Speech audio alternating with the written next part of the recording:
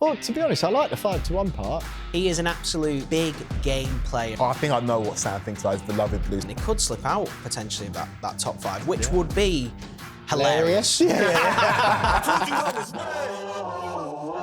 Welcome to Weekend Wager, where every Friday afternoon we use in-depth stats and razor-sharp analysis to unearth the best value bets from the upcoming sporting weekend.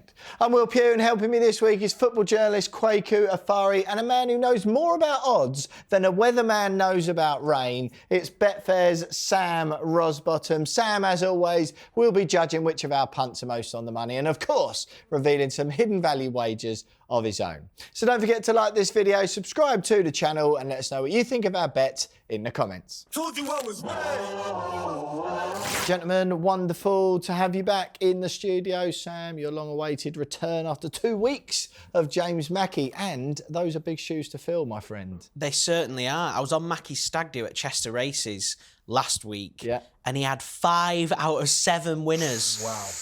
I know. Did he mention any of those on here? He didn't shout a single one of them on Weekend Wager. Well, hopefully I'm back, and I hope it's going to be raining winners on the show Exactly today. that, yeah. Well, James did have one winner along with me. We had just 2 football winners last week. Kweku, your hot run of form comes to an end. I had the correct result at Liverpool-Arsenal. I just went for a draw at 15-8, so nearly 2-1 winner there. Not too bad at all. And James had Ollie Watkins, goal or assist. Aston Villa obviously beating Bournemouth by 1-0. So you're confident, Sam, are you, that you can fill James's shoes and ensure that the starting position on wager is yours? Bring it on. I taught him everything he knows.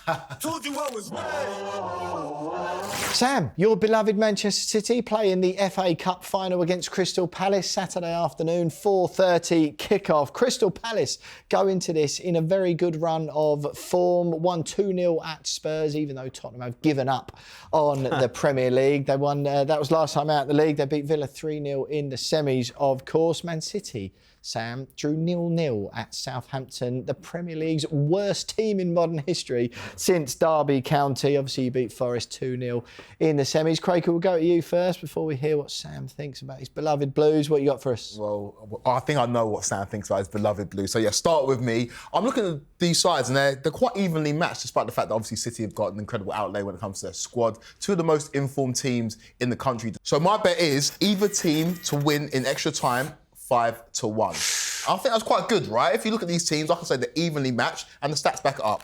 City are unbeaten in their last 10 games in all competitions, winning 7 and drawing 3 of those, including clean sheets in their last 3 games. And Palace are unbeaten in their last 5 games, all competitions, winning 2, drawing 3. So look at these sides. Like I said, City will go into as favourites, but I like the value in extra time, and I think that at 5-1, it's not bad. Well, to be honest, I like the 5-1 part. That's uncharacteristically brave from you, to be fair. I was expecting another odds on favourite bet, but what makes you think that they'll manage? The stats obviously back it up for the 90 for it to get to extra time. What makes you think that someone will win it then? Because if you look at Man City, they seem to find a way, and I'm not brave enough to back Palace in this game as much as I'd like to. I think City do eventually win it, but I think it's going to take them a little while to break Palace down eventually. Yeah, fair enough. Well, look, I've gone for under 2.5 goals, 11-10. Now, I know that is quite an unfashionable, boring sort of bet because it's like you're almost betting on the game being a little bit dry and a little bit, you know, not as exciting because there's not many goals. But I do like, particularly as a West Ham supporter, there are so many games I go into thinking, oh, this is going to be a bit of a drag. So I go, well, I might as well try and win some money to at least make the day a bit good. And I'll have the under 2.5 goals bet quite a lot. 11-10 there. The stats just say that City have not conceded a goal in their last 342 minutes of football. That's 5 hours and 42 minutes. And Crystal Palace have recorded 11 clean sheets in all competitions in 2025, which is the most of any Premier League side since the turn of the year. It does kind of scream, to be fair. Mine and yours could come in there, Kweku. But Sam, you've got me under 2.5 goals, 11-10. Kweku, either team in extra time, 5-1. If I'm honest, I kind of know what you're going to pick, and I can't really blame you if you go with Kweku. Well, to be honest with you, I think both are probably not what I'd go with. I think I can see your point completely on this potentially being a tight final, right? It's a final. Yeah. Finals are usually pretty tight.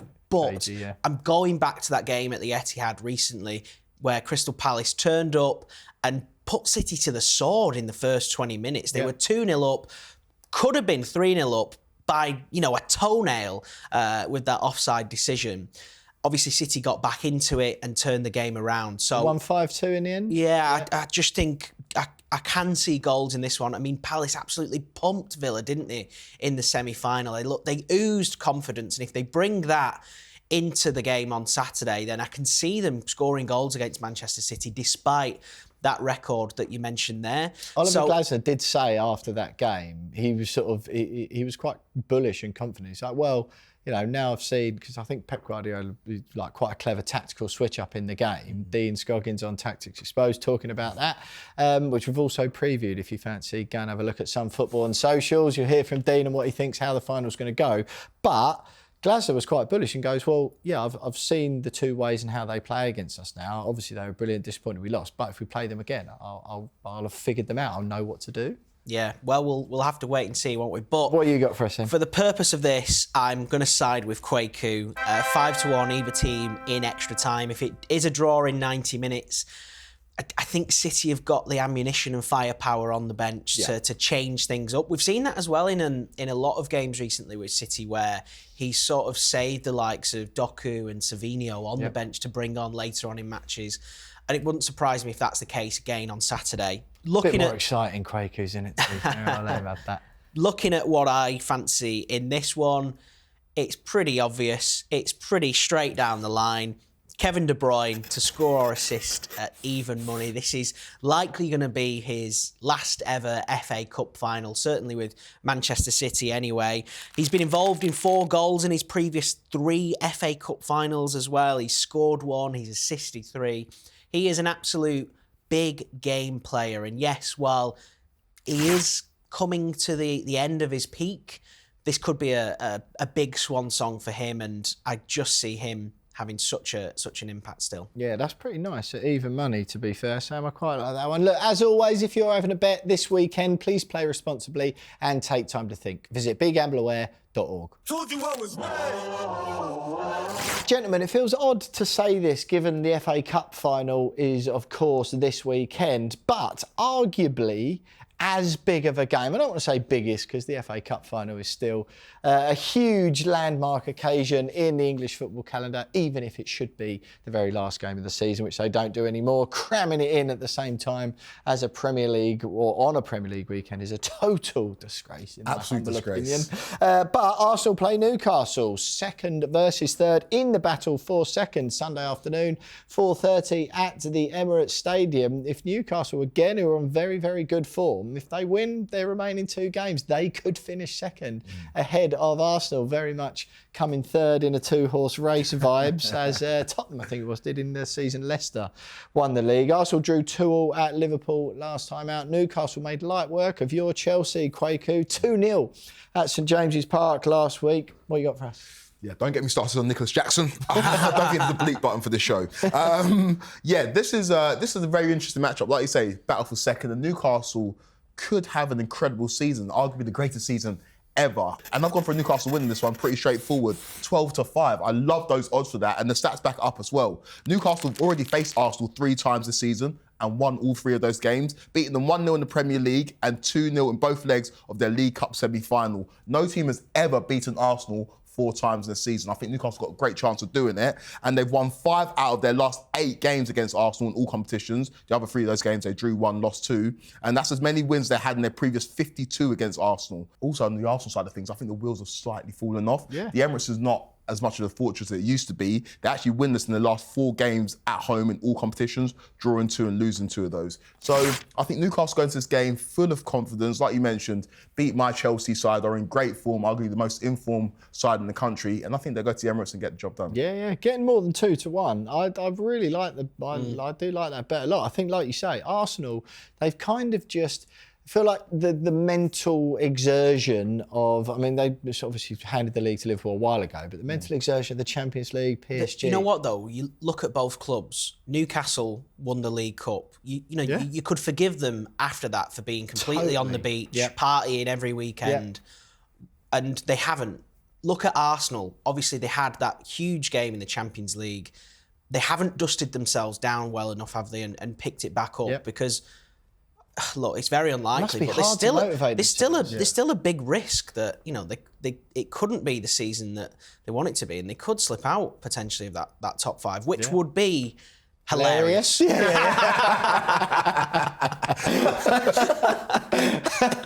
I'm glad we're all on the same page. Sorry, Arsenal fans, don't give a stick in the comment for that. Look, I've actually gone for a bit more of a pro-Arsenal bet, to be fair. Now, this one, I feel like producer Matt, who is an Arsenal fan, has stitched me up a little bit on this one because he knows my feelings when we were talking about these before. He knows my feelings about Gabriel Martinelli, but he did persuade me, to be fair, so I'm putting my own opinions and thoughts on Martinelli and his ability and qualities as a player to one side in order to get the best value wager for you guys at home. So I've gone Gabriel Martinelli, 2 or more shots on target at 13-5. Now, I am of the belief that Gabriel Martinelli is nowhere near the level that Arsenal want to be. I think if they had people look at all other different areas of Arsenal's team and particularly the centre-forward position, I personally think the amount of chances that Martinelli misses that are absolute dead sitters